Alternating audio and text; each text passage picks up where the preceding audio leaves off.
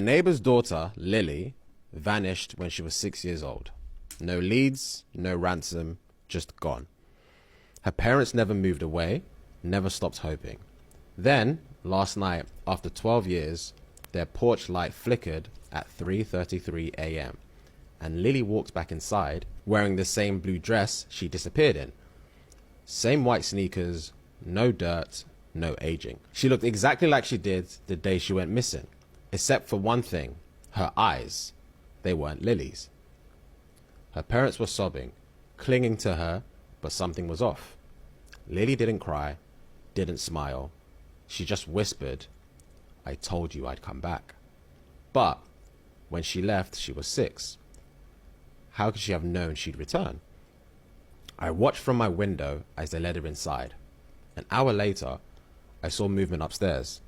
Lily standing in the window of her old bedroom. She's staring at my house. Not at me, at the attic. The attic I never go into. At midnight, there was a knock on my door. Not my front door, the attic door. I finally worked up the nerve to go up there. Dust everywhere, boxes untouched, except for one thing. In the center of the attic floor, in the dust, were some small footprints, barefoot, leading to a trunk that was locked that I didn't recognize. The trunk is nailed shut. The wood looked ancient, the metal rusted, and carved into the lid, deep and jagged, was a single word: Lily. I called the police.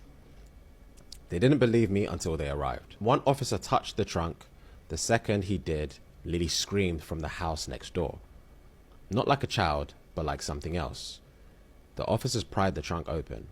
Inside was a small, rotten skeleton wrapped in a blue dress. Lily's dress. Her parents... Sorry. Her parents ran outside sobbing. "That's not our daughter," they said. And when we turned back to their house, the lights were off, the door wide open.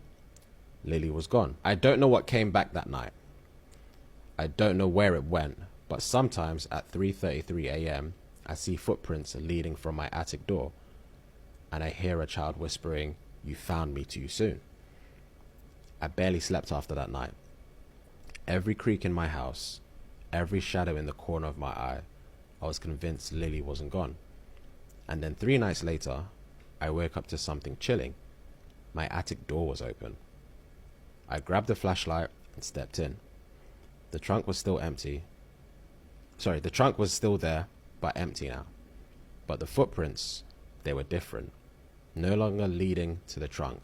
Now, they led away to the attic window.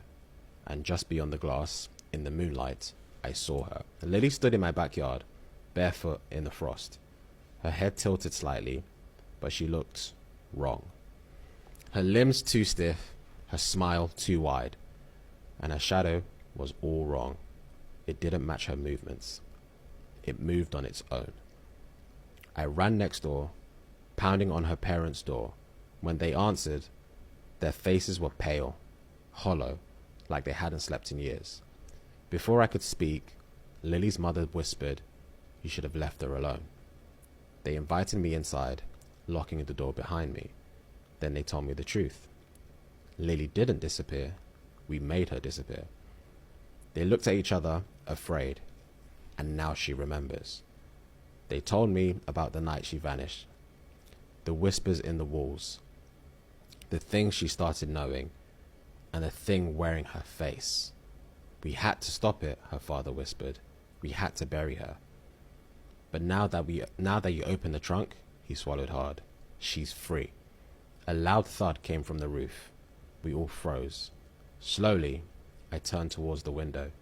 Lily was there, standing on the roof, grinning. She pressed a small, pale hand against the glass, and then she spoke. "You buried me once, but I remember now. I'm not alone." Behind her, in the darkness of her roof, more figures began to appear. Small figures, children, dozens of them. Their faces were wrong, too smooth, their eyes were too dark. One by one, they turned their heads towards me. I ran. I don't even remember leaving the house. The last thing I saw before I shut the door was Lily, watching from my driveway. Her lips moved, though no sound came out, but I could read them. I never left, and neither will you. It's been a week. I haven't seen her since, but at night, I hear small footsteps in the attic. And every morning, I wake up to my bedroom door slightly open. The other night, I found something on my pillow, a single, tiny footprint. Nope. Now tell me, what should I do?